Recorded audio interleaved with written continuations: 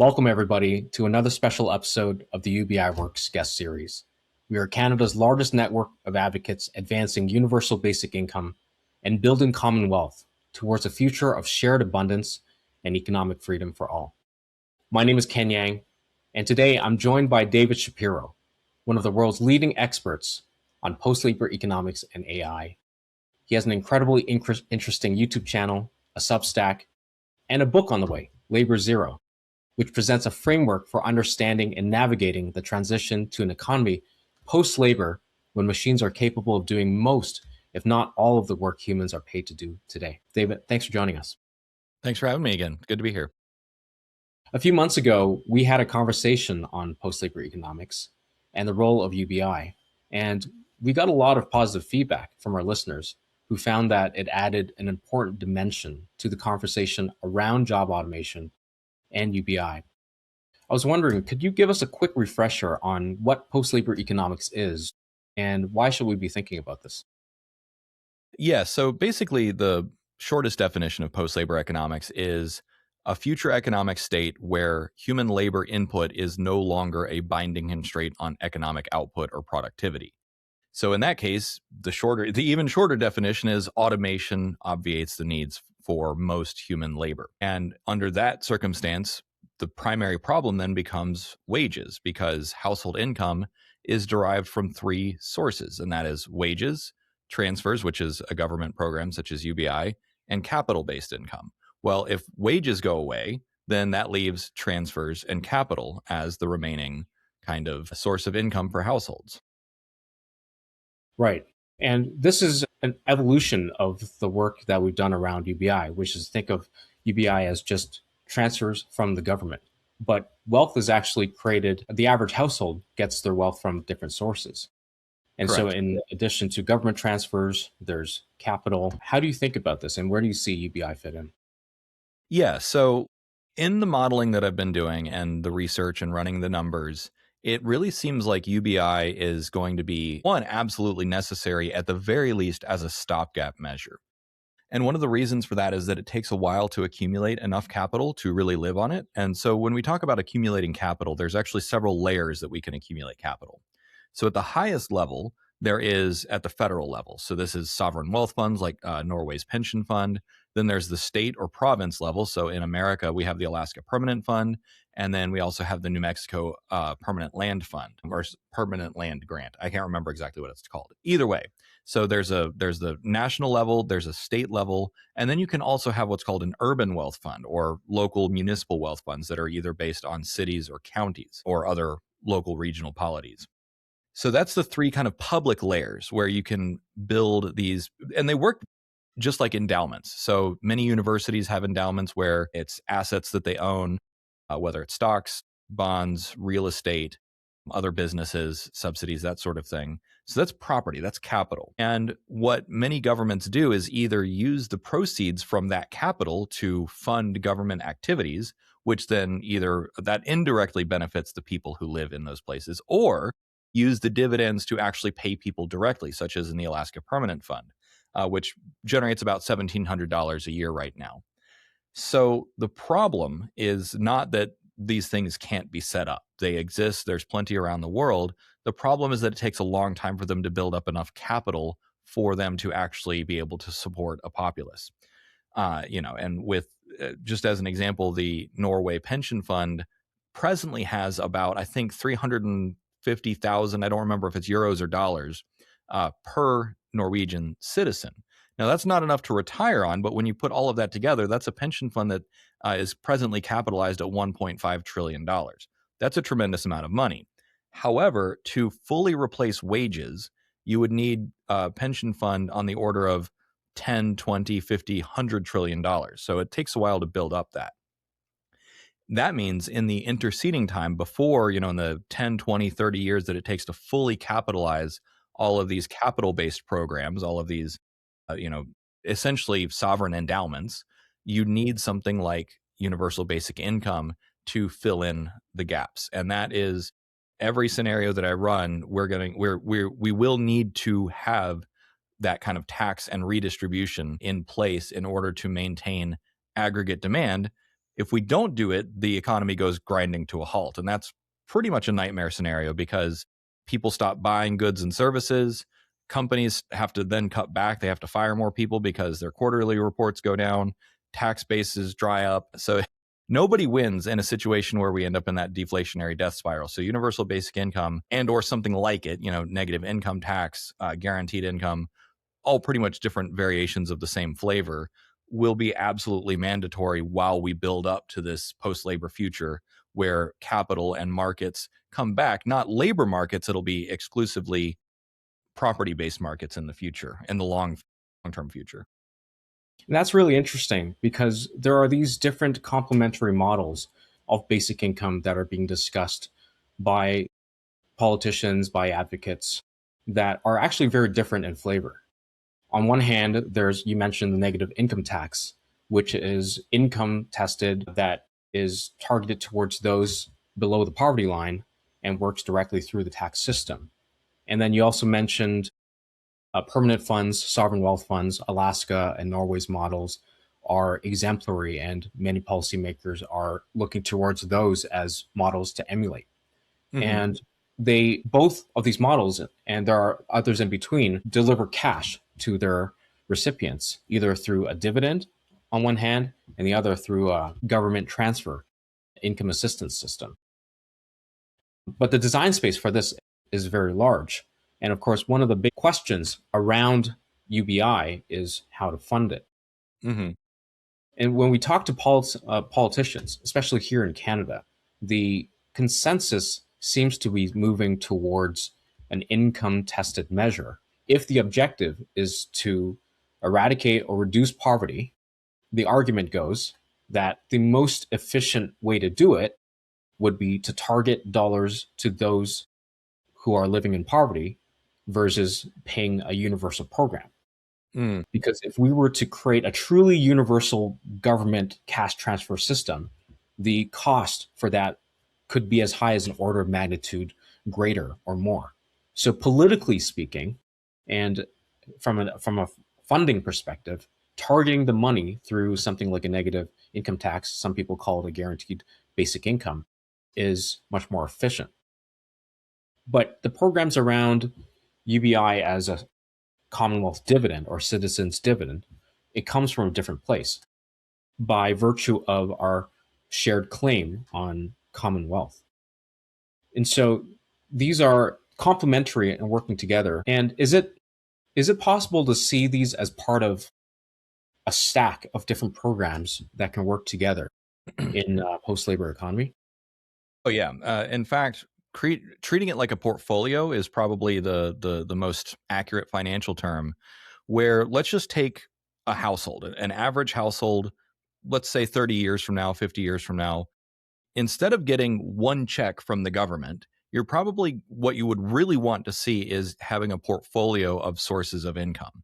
Now, there's different ways that it can break down, and everything that we model today is, of course, it's guesswork with numbers attached to it. So we don't know how it's going to actually shake out. But in an idealized state, you would have something like a UBI floor that's at least $500 a month, ideally more.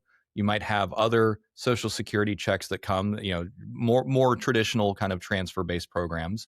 And another thing to remember is that universal services such as healthcare, education, internet, those are also types of transfers.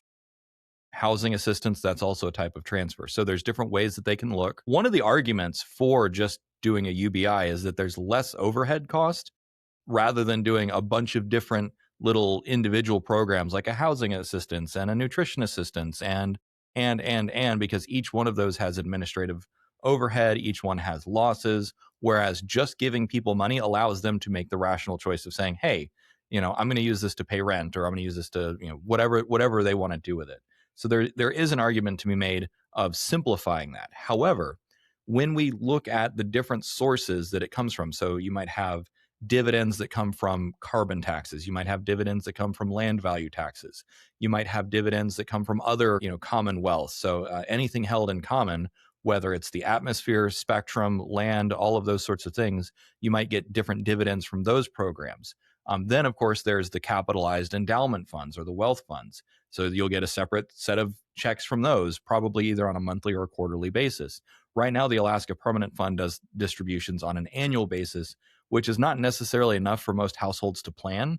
I would probably advocate for minimum monthly distributions just because that tends to be easier for people to plan around, saying, okay, it's payday on the first of every month or something like that. So then, yes, every single one of these programs, whether it's a robot tax, whether it's a social security check, I don't know what it's called in Canada. In America, we call it social security check, but the same kind of idea. So in some of the simulations that I've run, we basically assume that there's going to be 9 or more different sources of income coming into the household. And UBI is, that's got to be one, hence the definition universal. But it's, again, there's different ways you can shape it, but certainly thinking of it as a portfolio, which is, okay, we have the two broad kind of categories. So you have the transfers on one side and the capital on the other. And some of the capital can be private, by the way. It's just using something like a sovereign wealth fund to capitalize at the beginning so that you can bootstrap more personal investments, whether it's rental properties, stocks, bonds, starting businesses in the future. That's kind of the idea, is to facilitate a future in which commerce and the free market continues to function. Without that, the free market will not continue to function, and we don't want to end up in a situation where nothing is functional and you're entirely dependent upon the government. So we want to avoid that if at all possible. I know that was kind of a little bit of a jumbled mess, but there's a lot of ideas to unpack. So TLDR, definitely think of it like a portfolio in the future. In Canada, we have quite a large landscape of benefit programs and social assistance. Seniors get the OAS, Old Age Security, and the Guaranteed Income Supplement. Literally, the words guaranteed income in it. And then there's a Canada Child Benefit, which is very similar to the child tax credit in the US. Workers' benefits, there's a disability benefit that was just launched that has been called a UBI for people on disability, despite how measly the benefit amount is.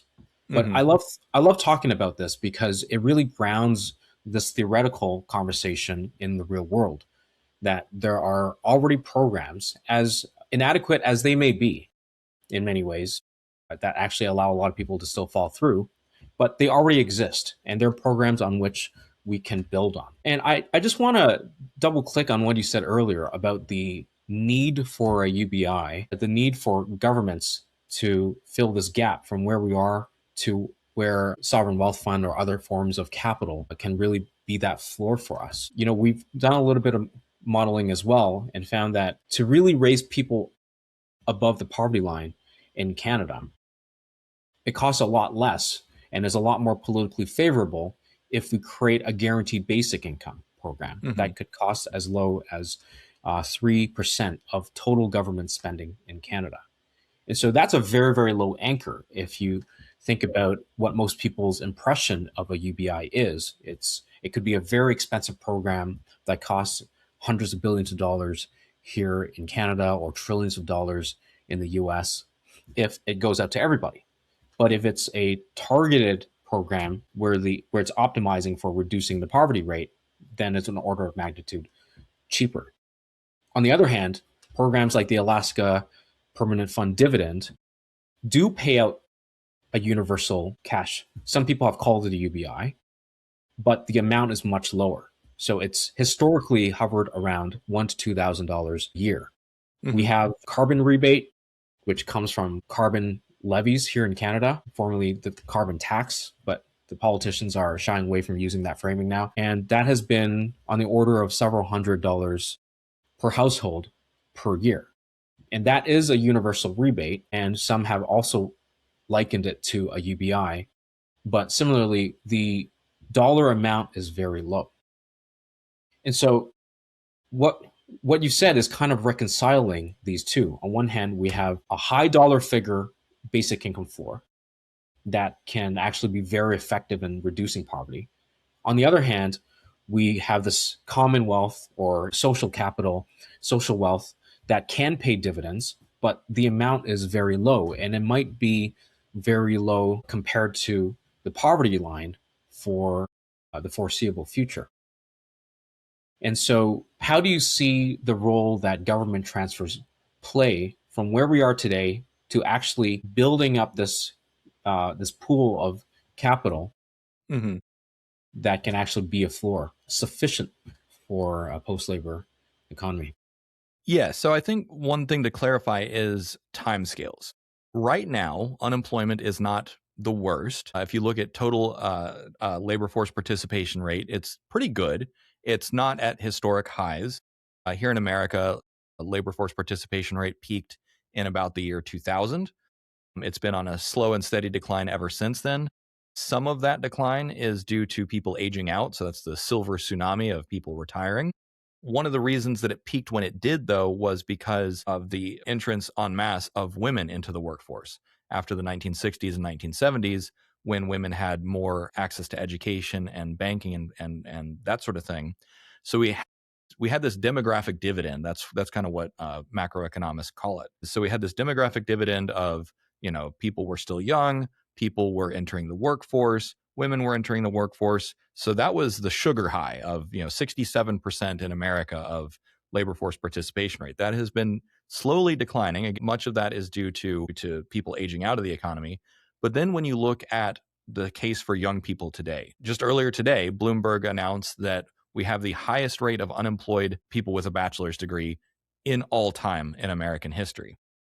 So that kind of thing, combined with the fact that new grads are not able to find a job within the first year, and that is at an all-time high. These are the kinds of things that you expect to see when there is a major industrial revolution underway. And so this is what some people call the fourth industrial revolution. Historically, during the first and second industrial revolution, the jobs at the farms, the low-paid, unskilled labor at the farms started drying up, and that's why people started going to the city. They went to the city to look for factory jobs. The factory jobs started drying up, and then they said, okay, well, we need to get into service jobs. And so the reason I'm bringing all of this up is because in the near term, a policy like negative income tax or guaranteed income floor, that makes perfect sense. But what I'm looking at is in the 20 to 50 year time horizon, during which artificial intelligence, automation, and robotics will remove the need for human labor under most circumstances. And in that case, okay, sure, it might cost only 3% of GDP right now to raise the lowest, decile or lowest, quintile, or however you want to divide it. But in this future, what I have modeled is that we're looking at an unemployment rate of about 85%. No nation has survived that. you like the civic equilibrium becomes untenable. And so if you end up with an unemployment rate of 85%, the economy grinds to a halt. You're literally at risk of civil war. So that's kind of the maximalist policy that I'm looking at towards the future. To answer your question, to get from where we are today, where prime age population employment is something like 85%. So obviously, if you take a look at that, there's no immediate alarm signals. However, when you look at the data and there's this graph called the alligator jaws, and this is where back in 1970s, where economic productivity started going up faster than wages. And this is pretty universal across most developed nations, in particular America, where we are very much into, if you can automate it, go for it. So what happens is that over the long run, that gets wider and wider, meaning that labor share of income continues to go down. Historically, this was actually something that was considered almost a law of economics, which was historically labor share of income usually sat around 60 to 66%. And it was so reliable that people basically said, we don't know why it's always like this, but it always is. Except that today in developed nations, it's at 50% or lower. Globally, it's down to about 54%. So this is why my book that I'm launching was originally called The Great Decoupling. It is the decoupling of economic productivity from human labor input, and labor's share of income is part of that.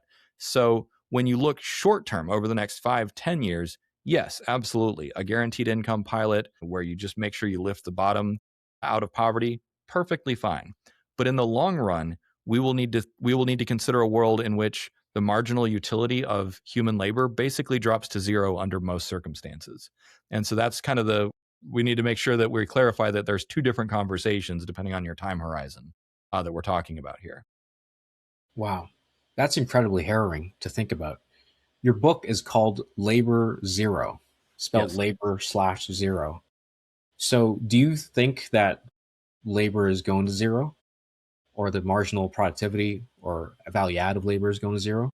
Yes. So on the supply side, this is another nuanced part of the conversation. On the supply side, when we look at what humans actually offer the economy, there's no physical reason that a machine can't do it better, faster, cheaper, and safer.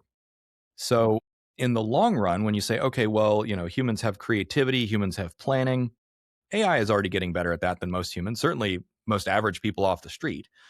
And when you look at the average literacy of Americans, is we read at a sixth grade reading level, and our numeracy is generally lower than that, and our financial literacy is even lower than that. The AI is already more intelligent than the average American, and it's only getting better and faster and cheaper and safer from here. So when we look at labor supply side, labor supply can be, and this is an oversimplification, but it's an easy shorthand to understand what is labor supply. So strength, dexterity, cognition, and empathy.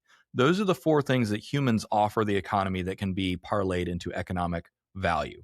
So whether you're, moving logs, which requires a lot of strength, whether you're performing neurosurgery, which requires a lot of cognition and dexterity, or whether you're marketing and sales, which is cognition and empathy, everything that we do comes down to those four basic food groups of activities. So in a future where machines are better than humans at all of those, that's the supply side being fully saturated, at which point it becomes economically irrational to hire a human to do any given job. However, humans are not always rational creatures. So then we look at the demand side. And this is to answer your question, what happens to all labor? So on the demand side, we look at what do humans actually pay, what do we irrationally pay a premium for the privilege of interacting with humans? Concerts, sports games, parasocial relationships in the creator economy, live music, going to get a massage, going on a whitewater rafting tour. You want a real human guide with you. So there will always be some demand for human labor. I don't want to say that all labor is going to zero forever, but in that same future, there's no reason that a robot couldn't also do all of those things. In fact, there are already robotic massage therapists, and there's already robotic, this, that, and the other coming out, and they're only getting better from here.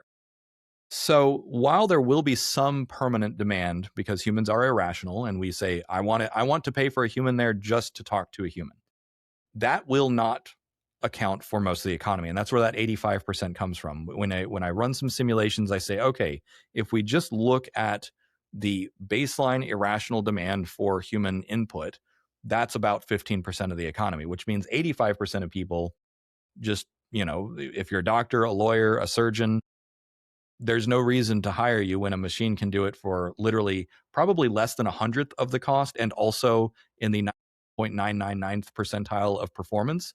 I mean, just think about you as an individual. You have a choice. You get critically ill.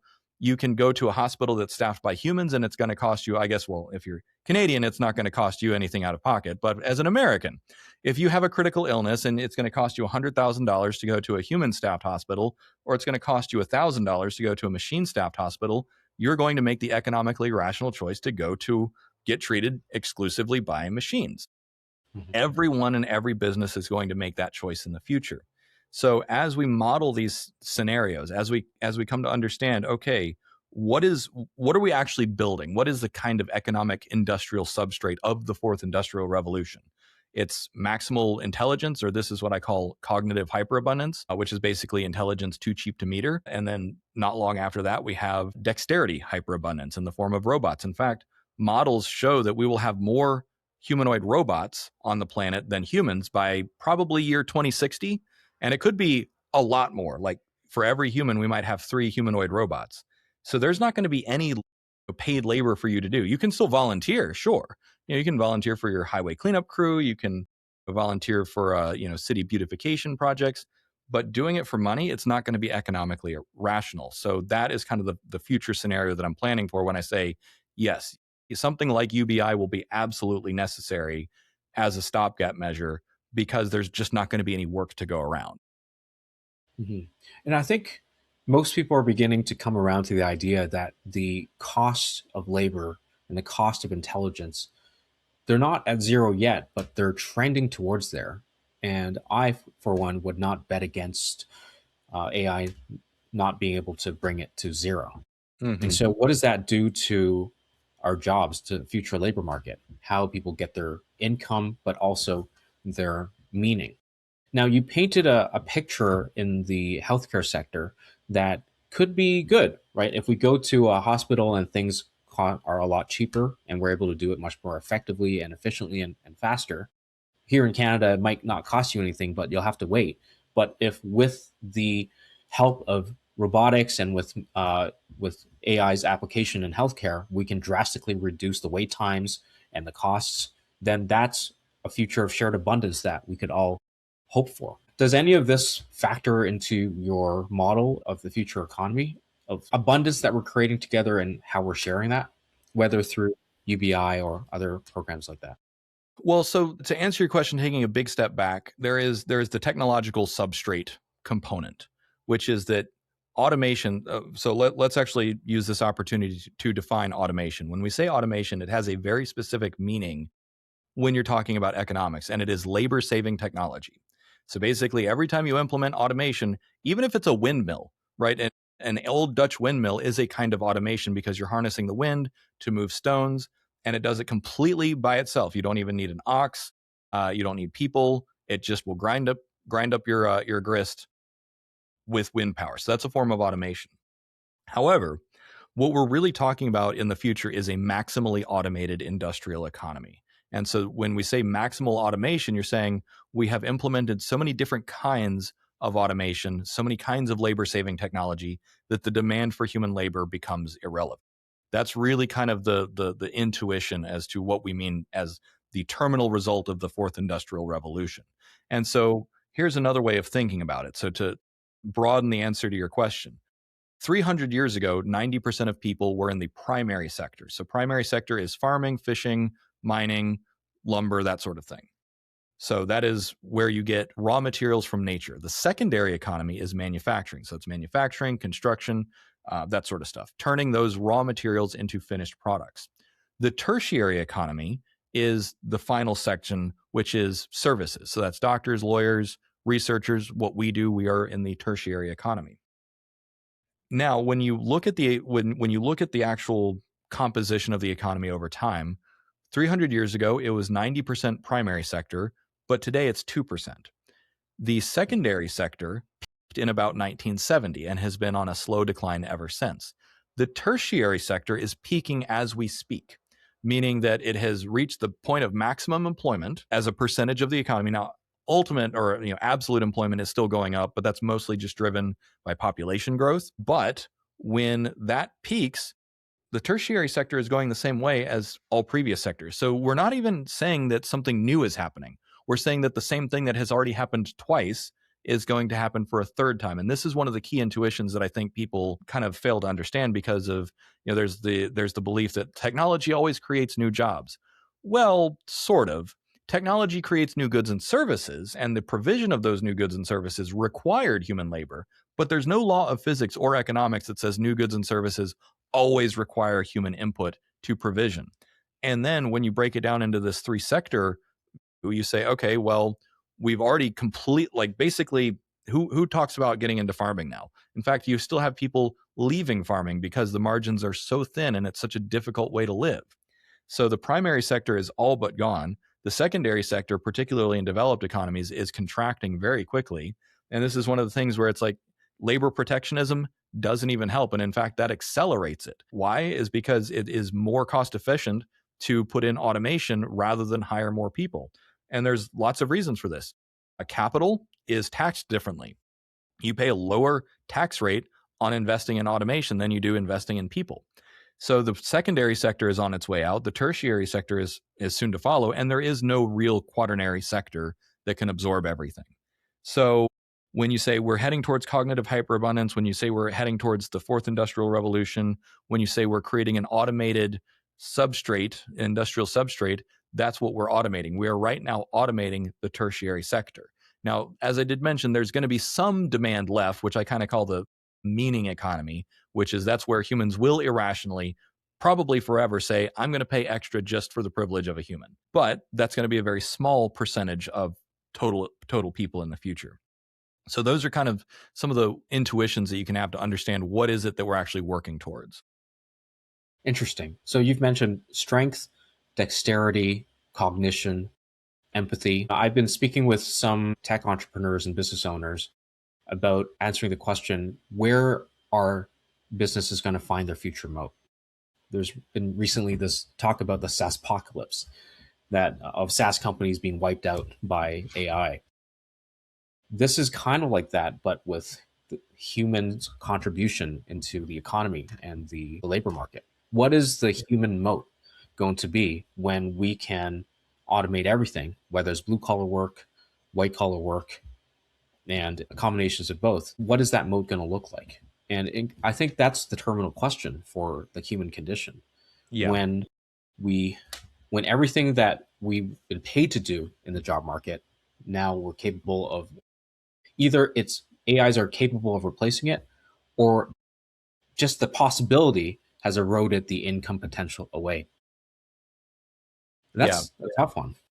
Well, What do you so think? I've actually thought a lot about that if you want the answer. The moat that humans have is it boils down to the authenticity, trust, reputation axis. So when you think about like why is it that you want to watch certain YouTubers? Why is it that you want to associate with certain people? It comes down to the human authenticity, the fact that they have struggled, they have suffered, and you can identify with it.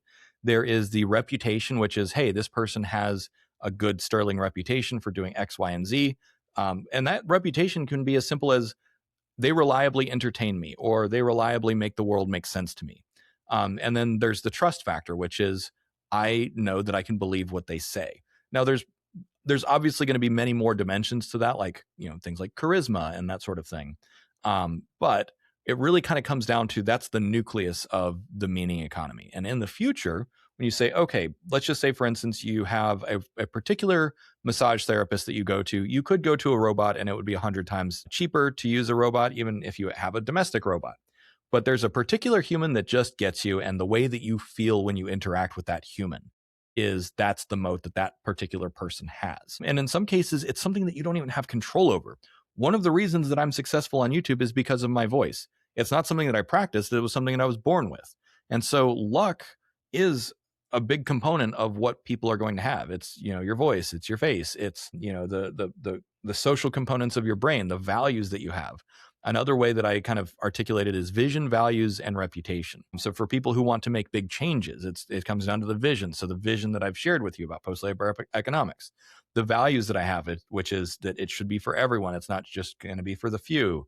You know, the telos that I've outlined, and then the reputation, which is I've put all of my work into this over the last 2 or 3 years, and my reputation is on the line for post-labor economics. So those are just a few ways of understanding the human moat. Now, you did mention something else, which is, okay, well, for people that don't want to work, this is a completely different conversation, which is where do you get your meaning from? And this is actually a follow-up book that I'm working on called Life After Labor. This does make an appearance in my upcoming book. It's actually the final chapter is called Life After Labor. And I realized that that chapter deserves its own entire book. So then I went and wrote that book. Well, I'm working on writing that book. And it comes down to we get the vast majority of our meaning from relationships and what we do with our body.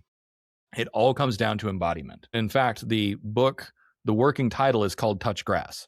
So that's a meme that kids these days say, which is, you know, just touch grass, like put your phone down, go outside, go touch grass. So let's just imagine if you live a life where you see the same 15 to 100 people every day, and they're people that you like, that you enjoy with, that you freely associate with. They have common interests, they have common values, common activities, and you are in your body. You are eating good food, you are doing stuff. You will be materially happier and you will have a more meaningful life. This is not just philosophy. This is neuroscience. This is psychiatry. This is vindicated by science. Now that just serves as the kernel of that future answer. But then it's how do you build your life around these ideas? How do you redesign neighborhoods around these ideas? How do you redesign cities around these ideas? So that's what my future work is going to focus on, which is, okay, imagine that you get the notice tomorrow, you're never going to work again. The first thing that you do is panic. And then the second thing you do is you pick up this book so that you understand it's basically an operating system for being a human ape. One of the terms that I've come across while researching this is what's called zoochosis. So people have probably seen videos, the heartbreaking videos of like in the Moscow Zoo, there's the polar bear that was kept in a concrete box basically that was too small, and it just ended up pacing back and forth. And that was because its nervous system was not calibrated to live like that. Its nervous system was calibrated to live on glaciers, basically, and on tundra and that sort of thing. And that has been likened to doom scrolling. So when you're just sitting there endlessly, mindlessly scrolling on your phone, that is a human form of zoochosis. So what people, I think, are going to realize is that our relationship with work is about as healthy as the relationship with that polar bear has to the concrete box that it lives in. We've gotten used to it. We've built entire philosophies around, the hustle and the grind, and all of that is basically just cope. That's not how we're supposed to live. We're not supposed to live in individual boxes on our own, focusing exclusively on acquiring abstract tokens of currency.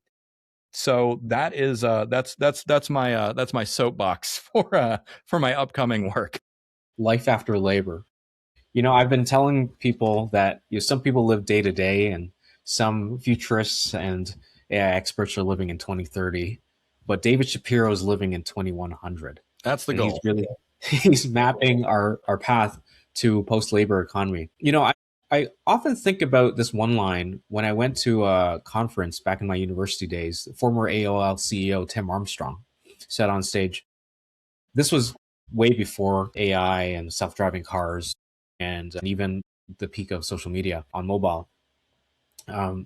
He said, as technology develops and advances, our core human drivers get stronger. And I've just been thinking about that over and over again. And these days, it seems to be more relevant than ever. When we're able to have all of our desires met at a touch of a button, and all of the productivity that we need in our economy to create any good or service that we want, what is that kernel of meaning that we're going to concentrate our time and our attention towards? And it seems to be those things that you talked about: social connection, nature. For a lot of people, it'll be the creative arts, creating something of personal value and sharing it, storytelling, things like that. And I think that's a very optimistic vision of the future that we could build together. But that's provided that we're able to offer some baseline of economic security for everybody. And so that's why I think the automation and the AI angle for UBI is so strong. A lot of people are beginning to come to investigate and read about UBI because of where AI is bringing us. Mm-hmm. Yeah. Now, somebody who's gone onto your YouTube channel, David, the first thing they'll see is liberate humanity from drudgery. Yes. And I love that. I really think this is a vision that can inspire people and get people excited about post-labor economics at a time when there's a lot of doomerism and skepticism around AI. And I love to hear you talk about this. How much of this motivates or inspires the work that you're doing with Labor Zero? Yeah. So what I realized is post-labor economics is a treatise. It's an academic framework for understanding macroeconomics and having these discussions with business leaders and politicians and that sort of thing. But it's not an identity. And so that's why I actually started the Labor Zero movement, is to say someone who identifies with what we can maybe call automation maximalism or AI maximalism, which is, yes, let's get artificial intelligence into everything, every aspect of society, so that we can automate and so that we can get out of the zoo, so that we can break out of our current cage. Now, I experimented with several taglines. So Labor Zero is inspired by movements like Don't Die and effective accelerationism and effective altruism. All of these movements have two words. And so I said, okay, well, what are the two words for me? And Labor Zero, in hindsight, seemed kind of obvious. So there's the identity, and then there's the telos, which is the outcome that we're looking for. So the outcome we're looking for is that maximally automated society, but not just a maximally automated society where there's a permanent underclass. So the idea is we don't want to all be poor. We don't want to live in a cyberpunk dystopia, like in the Matt Damon movie Elysium or in Blade Runner. We don't want to live in a world like that. We want to live in something more like Star Trek. Now, there's a lot of problems with the macroeconomic theory of Star Trek, but it provides a good image.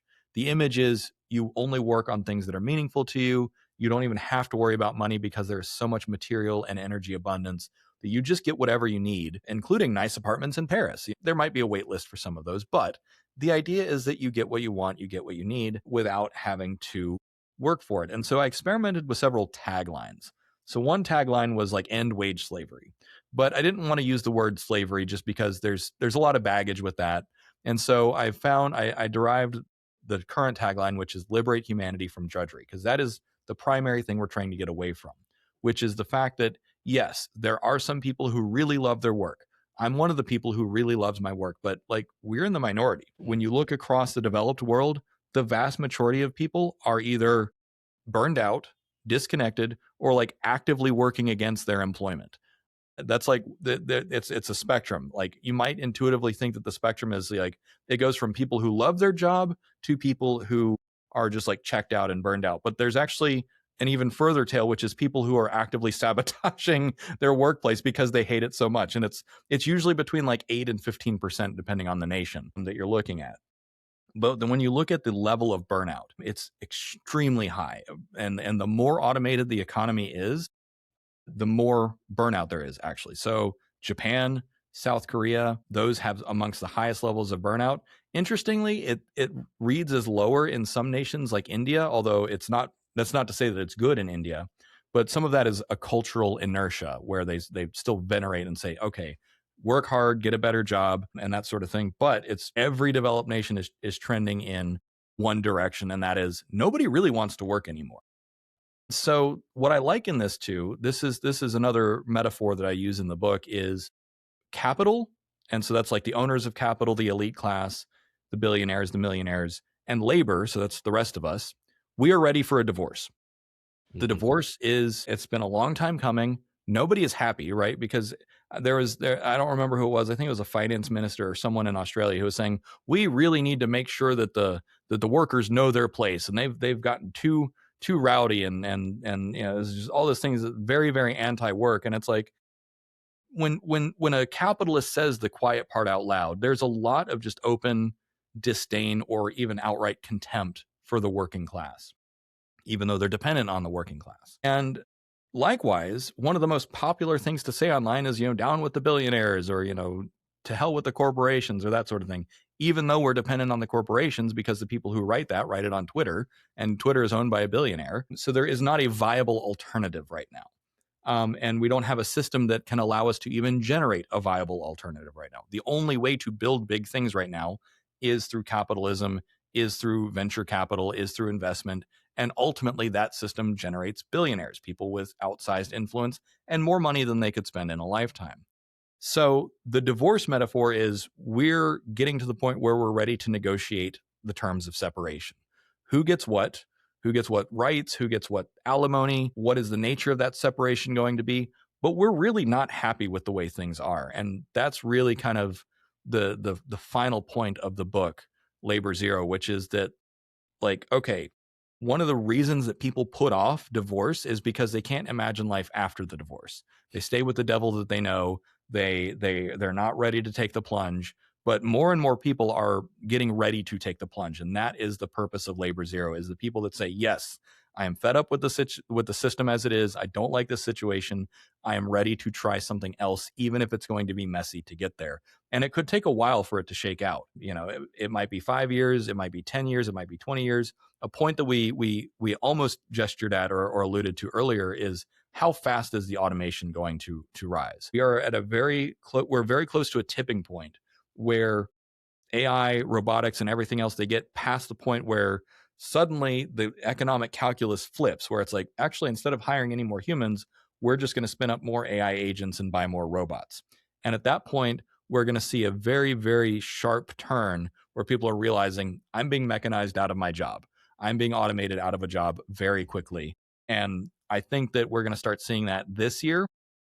There's already data on it, but it's usually kind of buried. It's usually kind of suppressed. I think it will be irrepressible evidence in 2027 that the automation wave is really picking up speed. So then the question is, how fast is the automation wave going to happen? And that is also one of the reasons that I say something like, universal basic income, negative income tax, guaranteed income will be necessary, because we're not going to be ready to capitalize all of the transfers, all of the sovereign wealth funds and have all the sovereign dividends coming before people get automated out of a job. That's going to happen first, and it's going to be a forcing function. And this is how most societies work, is that the bad thing has to happen first, and then people react to the bad thing. And that is just an unfortunate truth, is we are very bad at preparing for things. One thing that gives me a little bit of hope is climate change. We haven't prepared well enough, but we started laying the groundwork with things like, carbon deals and banning certain chemicals like CFCs decades ago. We started investing in solar almost 2 decades ago now, at least here in America. And now solar is the fastest growing source of energy. It might not have been soon enough, but we're moving in the right direction. So that's one example where if we see something coming and we have enough data and we know, and there's a very simple, concrete thing to do about it. So it's like, hey, climate change is coming. We got to lower carbon, find alternative sources of energy. Likewise, we can see that post-labor is coming. We can see that automation is coming. So the answer is we got to boost transfers and boost capital. So that's my hope, is that this framework will be so clear and straightforward that people are like, okay, cool, let's go build it now. That's the goal. That's the dream. Labor zero. This sounds like a pretty important and necessary response to a few other two-word movements that are growing in popularity right now. Anti-work movement and lying flat, which in Chinese, tongping, is also 2 words for 996. And many people have been calling for UBI as a form of non-labor income that is divorced from wages, at a time when we're already several decades into the decoupling of wages and labor productivity. And so this is all very interesting. How can we support your work? And how can people get their hands on a copy of your upcoming book, Labor Zero? Yeah, I'm glad you asked. So the biggest thing is on March 17th, we are launching our Kickstarter, which is going to be used to fund the rest of the book. So the book is written, but it needs to be edited. It is with the editor now. And then also I will be doing the audiobook recording myself. So we'll need an audio engineer. But yeah, so the Kickstarter is going to launch in March. It's going to wrap up in April. And then we're aiming for a July launch on Amazon. Now, for people that sign up on the Kickstarter, they will get first access to the ebook, to the audiobook, and then depending on which tier they sign up for, they'll get both. And that is the best way to support me and this mission. And one of the biggest things is it's not just a matter of getting the book written. It's not just a matter of publishing videos. It's a matter of making sure that this is a product that makes sense and gets to the right hands. We need to get it to the right people. So another way to support the movement is join the Labor Zero movement, but also make sure that this gets into the hands of researchers, professors, politicians, business leaders, and voters as well. One thing that I get asked a lot is, hey, your work is very American centric, which some of it is just because the data is American. However, one thing that's really interesting is that developing nations actually are often ahead of the curve on this. And it's just because there is less gridlock to implement some of the solutions that are required to get to a labor zero future. And they also apply globally. I mean, I searched for literally hundreds of interventions around the world, from everywhere from South Africa and Brazil to China and Taiwan to Ukraine and America and Canada. This really was a global survey of how do we solve this labor problem once and for all. Now, if you don't mind, just giving us a very short sneak peek, what is it that you found in these other nations of how governments are thinking about this and tackling this problem? Yeah, so one of the prime examples is freedom to transact. So India has what's called their UPI, which I think, if I remember correctly, it's Universal Payment Infrastructure. I'm probably remembering it wrong, but India's UPI is a way to send transactions, and it completely works around the banks. And it was done because India had a very large informal economy. There was a lot of transactions that were not happening digitally at all, and a lot of people that had no bank accounts at all. So what they did was they created a decentralized way of transacting. Brazil did something very similar with their Pix network. Both of those standards are starting to spread. And one of the reasons that this helps is because it really, really dramatically accelerates financial transactions. It also removes one of the primary gatekeepers, which is the banking institutions. And that puts more power back into the hand of individuals. So one of the other kind of pillars of post-labor economics that we didn't talk about is leverage. Is how do you actually, when corporations and when the state no longer need you, how do you actually maintain civic leverage? And so putting financial power back into the hands of people is one of the primary things. Another is what I call radical transparency. So in Ukraine, they had a huge problem with corruption. And so they created a new platform called Prozoro, which I think in Ukrainian literally means transparency or see-through. But the Prozoro platform is a procurement platform. So that's how the government does all of its procurement. And literally their mantra is everyone sees everything. And so that is the definition of radical transparency. And it dropped corruption dramatically. So as they say, sunlight is the best disinfectant and democracy dies in darkness. So what do? You make things as transparent as possible. And that, again, also puts power back into the hands of people. And when you have more civic leverage in the hands of people, people tend to get what they need and what they want, particularly from the government, because governments are supposed to serve the people. In America, we have of the people, for the people, by the people. Now, of course, that is not necessarily a political philosophy. That was a philosophy for why we should leave England. There's a model that I have come up with for understanding how is it that governments work, and it's called double bilateral dependence. So double bilateral dependence is basically says that every social contract from imperial China to communist Russia to America and everything in between has worked on double bilateral dependence. And that is that the state needs two things from the people, and the people need two things from the state.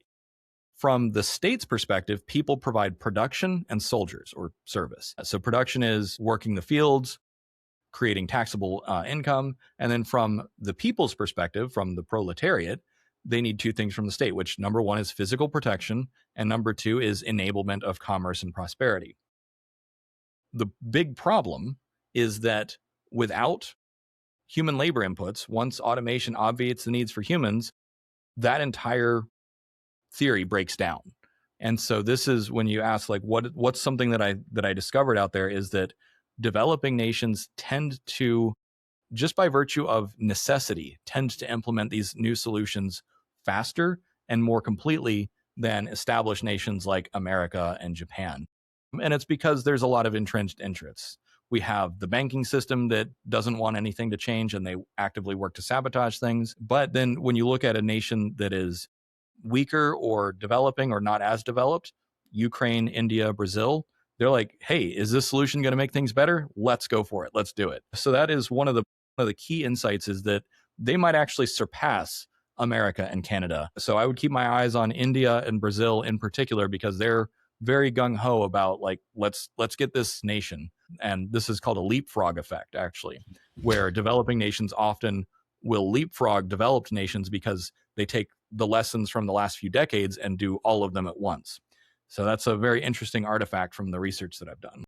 Wow. So you're actually diving deep into the foundational risks of society here as people see their economic power eroded and their labor bargaining power trending towards zero. So does their political power and their voice in democracy. This is super exciting and really mind-bending topic to think about. I'm sure we have a lot more to cover. So we have a March Kickstarter launch, and then we have a July Amazon launch for your book, Labor Zero.